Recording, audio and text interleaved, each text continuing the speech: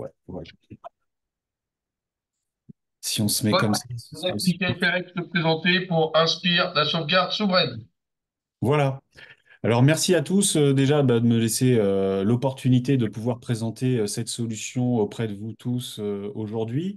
Donc je suis Michael Ferrec, je suis président de la société Inspire. Comme vous l'avez indiqué tout à l'heure Hervé, donc nous sommes bien éditeurs d'une solution de sauvegarde de données pour les entreprises et collectivités bien sûr.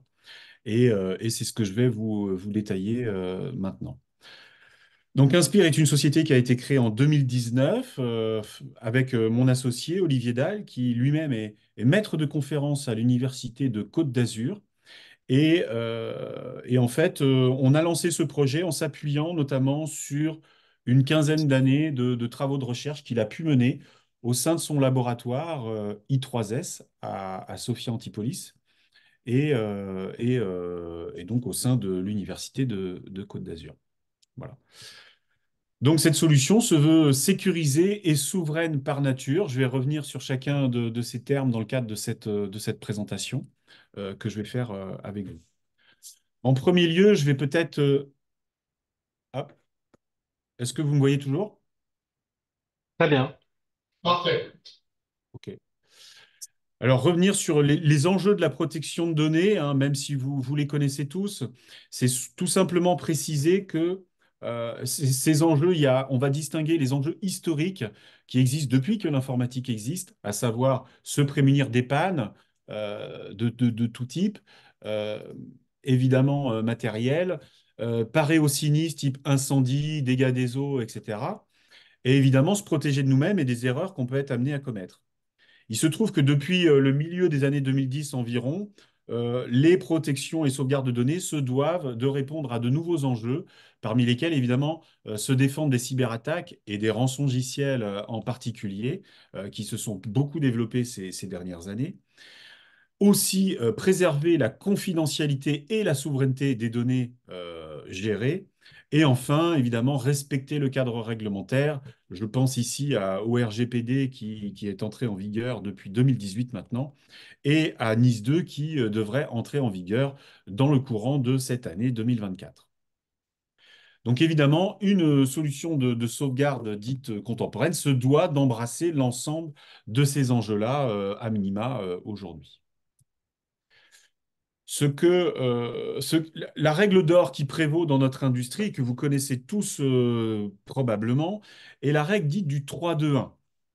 Que veut cette règle? Eh bien, cette règle veut qu'on ait pour chaque copie enfin, chaque donnée au moins trois copies. Trois copies, dont deux au moins dans votre réseau local. Alors là, ici, dans le schéma, on va représenter par exemple le poste de travail et un périphérique réseau dédié justement à cette question de sauvegarde. Et enfin, le 1 du 3-2-1, c'est aussi pour une version de ces données externalisées à l'extérieur de l'entreprise pour justement parer à des sinistres type incendie, dégâts des eaux, etc. Il se trouve que les cybercriminels ne sont pas ennemis de leurs propres intérêts et ont bien évidemment repéré ce fonctionnement standard, on va dire, du marché actuel. Et donc, ils se font forts aujourd'hui, et on a beaucoup d'exemples, hein, de plus en plus dans l'actualité récente. Ils se font forts maintenant de pénétrer justement les systèmes d'information par, paradoxalement, ce qui est supposé le protéger, à savoir la partie externalisée dans le data center. Ils sont forts de le faire évidemment parce que en touchant un data center, ils sont sûrs de mettre la main sur un grand nombre d'entreprises ou d'organisations qui suivent ce même procédé. Et ils sont aussi voilà, de par ce fait, ils vont pouvoir accentuer le rapport de force à leur avantage, puisqu'ils vont donc rendre vos sauvegardes de données indisponibles et donc être plus à même d'avoir des chances d'obtenir la rançon qu'ils demandent. Alors, notre sujet, évidemment, ça a été de dire bah, comment respecter cette règle 3-2-1 qui est notamment édictée par des institutions telles que l'ANSSI, sans pour autant mettre nos œufs dans le même panier dans le cas du data center. Donc j'y viens et donc on va partir de l'exemple d'une organisation qui peut être la vôtre hein, ou celle d'un de vos clients et qui va rassembler évidemment bon nombre d'utilisateurs qui tous vont utiliser leur outil numérique au quotidien et constituer par là même le patrimoine numérique de votre organisation. Alors au passage, chacun de ces utilisateurs peut être possiblement remplacé par un serveur avec ses applicatifs métiers, ses VM, etc. Euh, et donc on va mettre à disposition de ce petit monde une solution basée sur une appliance que nous avons baptisée Datis. Et cette solution Datis, qui n'est ni plus ni moins qu'un serveur de sauvegarde, va être la destination de sauvegarde, de backup de l'ensemble des postes et serveurs environnants. On pourra même, dans certains cas, rapatrier les données du cloud pour aussi les amener au niveau local pour mieux les sécuriser. Au passage, alors dans certains cas, mais très particuliers, ça peut faire l'objet de serveurs de fichiers. Et ce qui est intéressant de noter aussi, surtout, c'est ce qui va se passer pour toutes les données qui vont être inscrites sur cet équipement matériel et logiciel. Eh bien, toutes ces données vont suivre le même process, quelle qu'en soit leur nature, à savoir qu'elles vont d'abord être compressées pour évidemment prendre moins de place sur l'espace de stockage, avant d'être chiffrées en AES 256 bits, puis fragmentées en plusieurs petits morceaux, qui vont ensuite enfin être dispersés avec une part de redondance, et le tout piloté et contrôlé par une blockchain interne sur différents équipements d'autres utilisateurs qui utilisent la même solution Inspire. D'accord? Donc la même solution Datis. Ainsi, les données de votre organisation se trouvent un petit peu comme le sucre dans le café, complètement dissoute et éparse, et complètement à l'abri d'un acteur malveillant, quel qu'il soit, et réparti de façon géographique. Alors cette répartition se fait aussi avec une part de redondance qui va permettre évidemment une tolérance de panne d'au moins un tiers des destinations, hein. En principe, c'est le pas qu'on utilise.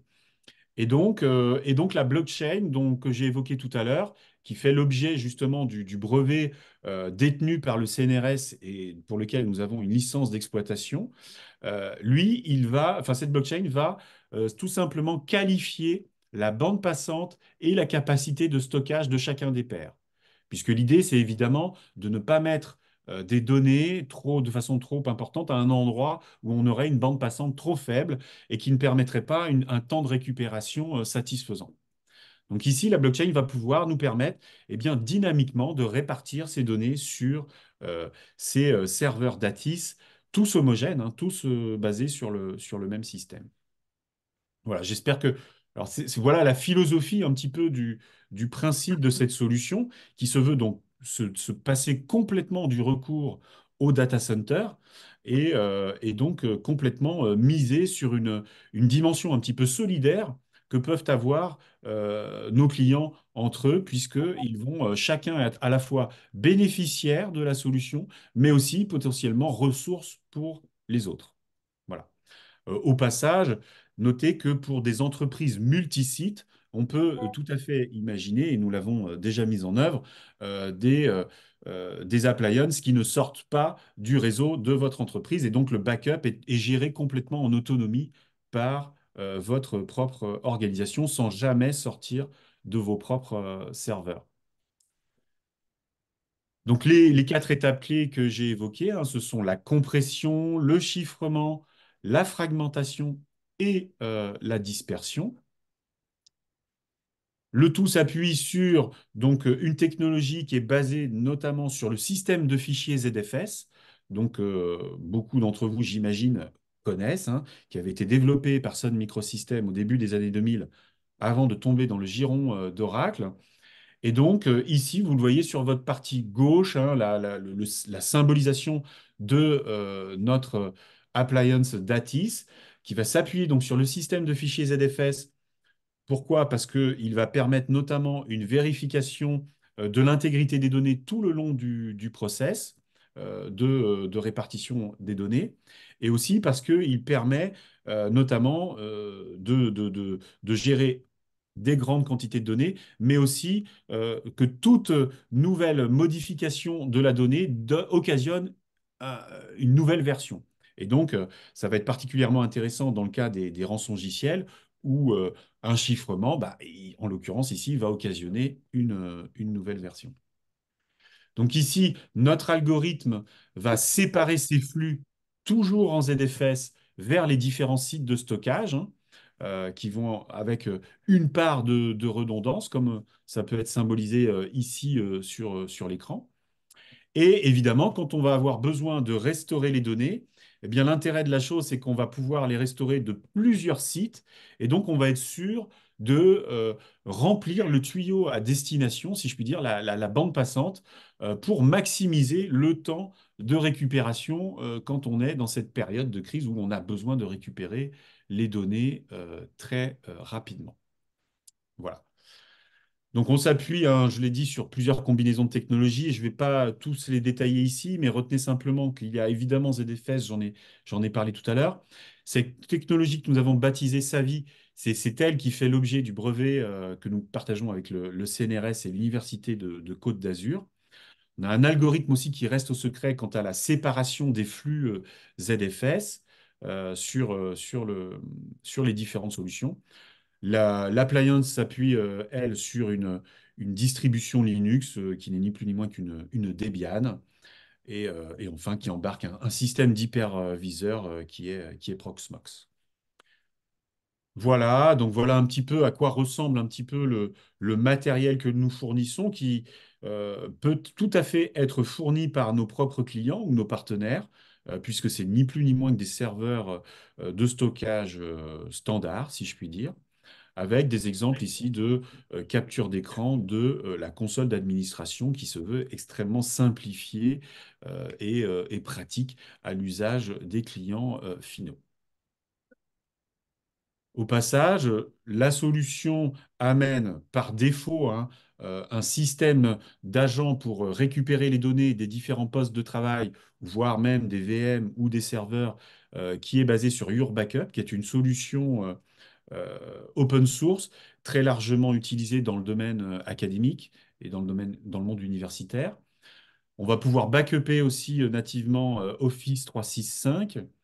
Et pour tout ce qui est monde Mac, Apple, on va s'appuyer sur la sauvegarde Time Machine fournie par défaut sur ce système. En plus de cela, évidemment, on va être compatible avec d'autres outils tels que Vim, Acronis, Paragon, etc. Je vous en passe et des meilleurs qui vont pouvoir choisir la Datis comme destination de sauvegarde et de backup et qui va permettre notamment aussi du stockage S3. Voilà, tout cela se fait évidemment, je l'ai précisé tout à l'heure, dans le respect des normes et réglementations en vigueur et garantit par là même, de façon intrinsèque au procédé, une souveraineté numérique, hein, qui n'est pas déclarative, hein, au sens où c'est pas parce que nous avons choisi un data center qui serait français ou européen que vos solutions sont souveraines, c'est parce que le procédé en lui-même fait que tout ce qui sort de chez vous est complètement inexploitable dès que ça passe le seuil de votre porte et que donc, par là même, ça garantit une indépendance et une autonomie stratégique numérique la plus élevée possible. Par ailleurs, il se trouve que cette solution, on avait l'intuition qu'elle était plus vertueuse pour l'environnement. Pour aller au-delà de cette intuition, on a tenu à faire une analyse de cycle de vie de cette solution avec le soutien de l'ADEME et le consortium Négaoctet, qui nous a permis de quantifier, de préciser de façon très établie eh bien, le degré d'éco-responsabilité de la solution exprimé alors, en termes de rejet CO2, d'épuisement des ressources naturelles et abiotiques et aussi de consommation d'énergie primaire. Alors ces chiffres sont très principalement dépendent du fait que nous ne recourons pas à un data center justement pour cette externalisation par rapport aux solutions standards du marché. Donc en synthèse, pour en terminer, et puis je vais être à même de répondre à vos questions, cette solution se veut amener la sécurité de vos données à un niveau inédit, s'appuie sur une entreprise française et issue de la recherche publique et avec un brevet CNRS, qui est respectueuse du cadre réglementaire actuel et à venir, hein, et le tout en étant éco-responsable et en facilitant notamment, en participant en tous les cas, à la démarche RSE de certaines entreprises. Voilà. Notre écosystème, alors on s'appuie pour la partie matérielle très principalement sur les entreprises Terra et Dell. Nous sommes membres de Exatrust, hein, l'association de cloud de confiance et de cybersécurité. Nous sommes évidemment en lien avec l'ANSSI de façon proche, même si nous n'avons pas à ce stade, et c'est important de le préciser, de certification de type CSPN que nous visons et avec laquelle nous travaillons pour la mettre en œuvre. Mais il faut, vous le savez peut-être, passer par un CESTI avant d'obtenir cette certification. Et la démarche est un petit peu longue. Donc on espère y arriver d'ici un an et demi environ. Euh, voilà, nous sommes aussi membres du campus cyber, au travers de notre filiale Corum Securnum, qui rassemble une soixantaine d'entreprises du domaine de la cybersécurité. Et nous sommes aussi membres fondateurs du campus cyber régional Nouvelle-Aquitaine, puisque l'entreprise Inspire est basée à Poitiers, donc à mi-chemin entre Paris et Bordeaux. Vous pouvez nous rencontrer à différents rendez-vous comme le FIC qui s'est passé dernièrement ou le salon IT Partner ou encore le Coter numérique qui aura lieu cette année à La Rochelle, juste à côté de chez nous. Nous avons différents projets R&D aussi avec d'autres structures et d'autres laboratoires de recherche tels que Technalia ou le CATI. Et évidemment, nous sommes toujours en lien avec le CNRS et l'Université de Côte d'Azur, puisque c'est là la genèse de l'entreprise. Nous avons fait l'objet d'une levée de fonds l'année dernière, qui a été suivie par différents réseaux de business angels, dont Défense Angel, Business Angel des grandes écoles ou Arts et métiers Business Angel. Et nous sommes évidemment soutenus par BPI France, qui nous a labellisé Deep Tech, et aussi par la région Nouvelle-Aquitaine. Quelqu'un voulait dire quelque chose, pardon? Non? Non, non, pardon. Ouais, je poursuis. Et nous sommes par ailleurs engagés de façon locale auprès de notre département dans la Fondation territoriale de la Vienne que nous avons cofondée avec une dizaine d'autres entreprises et qui rassemble déjà presque une centaine d'entreprises mécènes en vue de renforcer l'attractivité de notre territoire.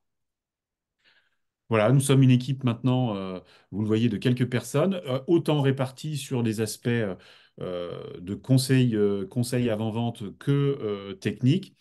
Olivier Dahl, notre CTO que vous voyez sur la droite de la photo, hein, était avec moi tout à l'heure et il a dû malheureusement s'absenter pour participer à une intervention auprès d'un de nos clients qui était programmé.